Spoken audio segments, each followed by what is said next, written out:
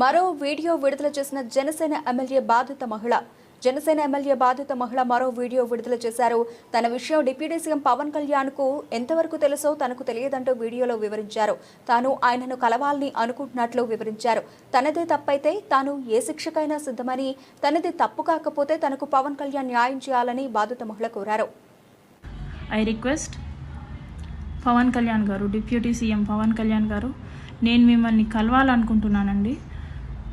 మీకు ఈ విషయం ఎంతవరకు చేరవేశారో, ఎంతవరకు చేరిందో, మీకు కంప్లీట్ విషయం తెలుసో తెలీదో, మీకు అంత టైం ఉందో లేదో నాకు తెలీదు.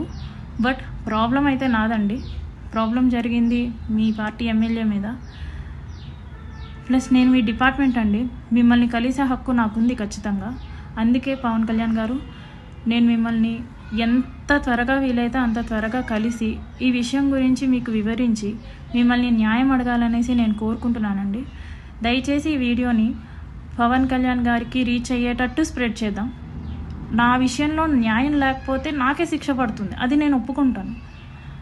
ఒకవేళ నా విషయంలో తప్పు నాదే అయితే నేను శిక్ష వేయించుకోవడానికి రెడీగానే ఉన్నాను. కానీ పక్క వాళ్ళ దగ్గర నుంచి ఈ నాగేంద్ర ఇలాంటి సోసో క్యాండిడేట్స్ ఉన్నారు కదా, వాళ్ళ నుంచి మాటలు పడాల్సిన అవసరం అయితే నాకు లేదు పవన్ కళ్యాణ్ గారు.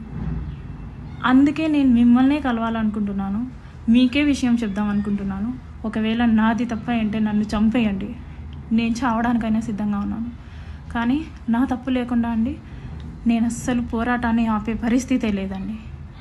నాకు జరిగిన అన్యాయానికి వేరే అమ్మాయి, ఏ అమ్మాయికి ఇలా జరగకూడదు. నా తప్పులు ఉంటే నన్ను శిక్షించండి, చంపేయండి. కానీ నా తప్పు లేకపోతే మాత్రం పవన్ కళ్యాణ్ గారు దయచేసి అడుగుతున్నాను, నాకు న్యాయం చేయండి. నేను మిమ్మల్ని కలవాలనుకుంటున్నాను, నాకు ఒక్క ఛాన్స్ ఇప్పించండి ప్లీజ్.